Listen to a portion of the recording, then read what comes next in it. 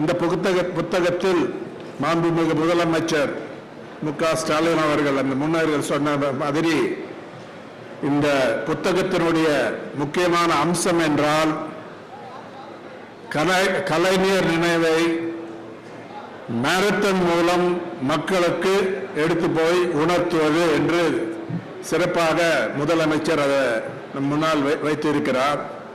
இந்த மாரத்தானுக்கும் கலைஞர்களுக்கும் என்ன சம்பந்தம் என்று கேட்டால் அவருடைய மெமோரியல், அவருடைய நினைவை லட்சக்கணக்கான மக்களுக்கு எப்படி எடுத்துட்டு போகக்கூடிய ஒரு வழி, ஒரு சிறந்த வழி, எல்லாருக்கும் ஒரு நல்ல பெனிஃபிட்ஸை கொடுக்கக்கூடிய வழி என்பது அந்த புத்தகத்தில் நன்றாக தெரிகிறது. கலைஞரை பற்றி எல்லாருக்கும் தெரிஞ்ச விஷயம். கலைஞர் கருணாநிதி அவர்கள் இந்திய அரசியலே ஒரு மூத்த தலைவர். அவருடைய பன்முகத்தன்மையை பார்த்து எல்லாரும் வியப்படைந்து இருக்கிறார்கள். நீண்ட அரசியல் வாழ்நாள் அவர் மேஜர் கான்ட்ரிபியூஷன் செய்திருக்கிறார். 14 வயதிலேயே அரசியலில் குதித்து கடுமையாக உழைத்து தளரான முயற்சியால் ஒரு சிறந்த, வெறும் தமிழ்நாட்டுக்கு மட்டுமல்ல, ஒரு சிறந்த இந்திய தலைவராக, எல்லாரும் ரெஸ்பெக்ட் பண்ணக்கூடிய தலைவராக அவர் இருந்திருக்கிறார். எனக்கு அவரை நன்றாகவே தெரியும். அவர் வயதில் பெரியவராக இருந்தால் கூட ரொம்ப அன்புடன் பழகுவார். ஈஸியாக அவர் அப்ரோச் பண்ணலாம். குறிப்பாக அரசியல் சென்சிட்டிவ் இஷ்யூஸ் வரும்போது அவருடன் உரையாடலாம். இதுதான் அந்த தலைவர், அந்த கால தலைவர்களுக்கு எல்லாருக்கும் அந்த குணம் இல்லை. ஏதாவது விமர்சனம் வந்தா கோபம் வந்துடும், இல்லை அவாய்ட் பண்ணிடுவாங்க, பிரஸ் மீட் பண்ண மாட்டாங்க. ஆனா கலைஞர் ஒரு ஜனநாயக தலைவராக நீண்ட நாள் இருந்தது ஒரு இந்தியாவுக்கு ஒரு பெரிய பிரைட் ஆஃப் இந்தியா என்று சொல்லலாம். மதசார்பின்மை உயிர் அவருக்கு. ஒன்று தமிழ் பற்று, love of Tamil literature, Tamil language literature. அவரே அது வேற எந்த அரசியல் தலைவரும்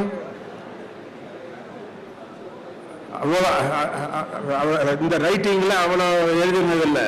நீண்ட காலத்தில் கிட்டத்தட்ட 80 years அவர் அந்த துறையில் he stood out, distinguished himself. அதே மாதிரி கவர்னன்ஸ் 1969 அண்ணா மறைவுக்கு பிறகு பிப்ரவரியில் அவர் திமுகவின் தலைவரானார், முதலமைச்சர் ஆனார். ஒரு எலெக்ஷன்ல கூட தோத்ததில்லை. எவ்ரி எலெக்ஷன் வெற்றிதான். திமுக சரிதாடுகின்ற அந்த காலத்தில் கூட கலைஞரை யாரும் டிஃபீட் பண்ண முடியாது. அதனால அந்த மக்களுக்கு அந்த நெருக்கம், அந்த க்ளோஸ்னஸ் நன்றாக தெரிகிறது.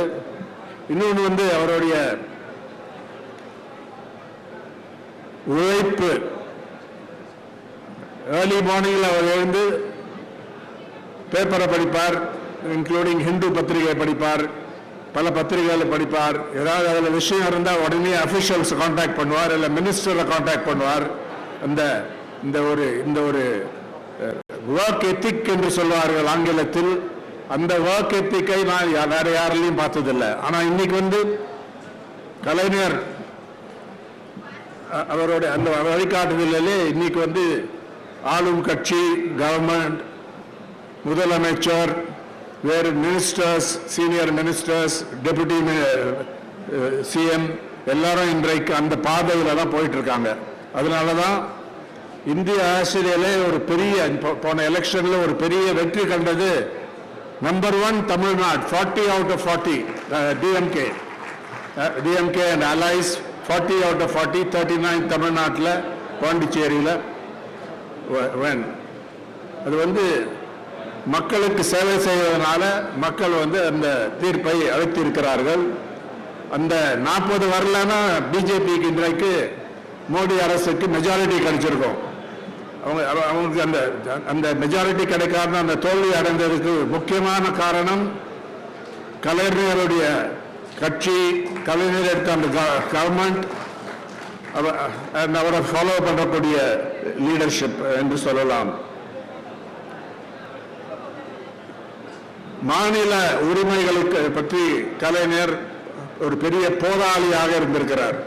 இளம் வயதில் இருந்து ஸ்டேட் ரைட்ஸ், ஸ்டேட் மாநில சுயாட்சி, மாநில உரிமைகள், ஸ்டேட் ரைட்ஸ், ஸ்டேட் ஆட்டானமி என்ற அந்த கோஷத்தை எழுப்பி எந்த அளவுக்கு அதை பெற முடியுமோ அந்த அளவுக்கு தமிழ்நாட்டில் அவர் போராடி பெற்று கொடுத்திருக்கிறார் என்று சொல்லலாம். அது ஒரு முக்கியமான விஷயம். ஏன்னா இன்றைக்கு மோடி அரசாங்கம் மாநில உரிமைகளுக்கு ரெஸ்பெக்ட் பண்றதில்லை. இன்னைக்கு உரிமைகளை பறிக்கிறாங்க, நசுக்கிறாங்க. கவர்னர் என்ற ஒரு நபரை இங்க பயன்படுத்தி, ஒரு ஆபீஸை இங்க பயன்படுத்தி மாநில உரிமைகளை நசுக்கக்கூடிய முயற்சியில் இருக்கிறாங்க. அதுல இந்தியால மோசமான கவர்னர்ல ஒருத்தர் வந்து நம்ம RN ரவி என்று சொல்லலாம். இங்க இருக்க நான் பச்சையாக சொல்றேன், பல முறை சொல்றேன். அவர் வந்து கான்ஸ்டிடியூஷன் என்ன சொல்றது அது பிரகாரம் நடத்தவும் இல்லை. ஆனா இருந்தாலும் ரொம்ப கன்ஃபரண்டேஷன் இல்லாம சிறந்த முறையில் வந்து திமுக அரசு, குறிப்பாக மாண்புமிகு முதலமைச்சர் மு.க. ஸ்டாலின் அவருடைய லீடர்ஷிப்ல அணுகிறார்கள். வேண்டிய விஷயங்களுக்கு போராடுகிறார்கள், குரல் கொடுக்கிறார்கள். கவர்னர் மத்திய அரசாங்கம் சரியாக நினைக்கிறேன். இன்னொரு முக்கியமான விஷயம் என்றால் கருத்து சுதந்திரம், பேச்சு சுதந்திரம், freedom of the media, free speech என்று சொல்லலாம். இதுக்கு வந்து கலைஞர் வந்து அதுக்கு ஒரு மாடல். அவருக்கு அதுல ஆழமான நம்பிக்கை உண்டு. ஏன்னா அவரே எழுத்தாளர், அவரே ஒரு கல்ச்சுரல் பர்சனாலிட்டி, ஒரு ஜீனியஸ் என்று சொல்லலாம். அந்த விஷயத்துல எந்த பத்திரிகைக்கு தாக்குதல் வருதோ அப்போ வந்து அவர் குரல் கொடுப்பார். அதே வழியில்தான் இங்க இருக்கக்கூடிய அரசாங்கம் போகிறது என்று சொல்லலாம். அதனால இதெல்லாம் ஒரு சிறந்த அம்சங்கள். மா சுப்பிரமணியன் பொறுத்தவரையிலும் இந்த மேரத்தான் நடத்தி, குறிப்பாக அது முதல்ல சொன்னாங்களான்னு தெரியல என்னென்ன செய்திருக்காருன்னு, இருந்தாலும் அதை ஞாபகப்படுத்துறது முக்கியம் என்று நினைக்கிறேன்.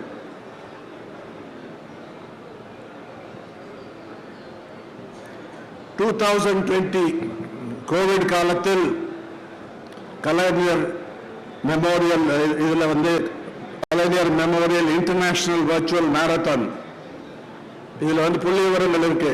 8,541 பார்ட்டிசிபென்ட்ஸ், 23 லட்சத்துக்கு மேல ரைஸ் பண்ணி முதலமைச்சருடைய கைடன்ஸ்ல அன்னைக்கு இருக்கக்கூடிய அதிமுக கவர்மெண்ட்டுக்கு ஃபார் ஹெல்த் கேர் கொடுத்தது ஒரு சிறந்த ஒரு குட் எக்ஸாம்பிள் என்று நினைக்கிறேன். கட்சி வேற்றுமை பார்க்காம ஹெல்த் கேருக்கு கொடுத்தது அது ஒரு சிறந்த எடுத்துக்காட்டு. 2021 செகண்ட் கலைஞர் மெமோரியல் இன்டர்நேஷனல் வர்ச்சுவல் மேரத்தான்,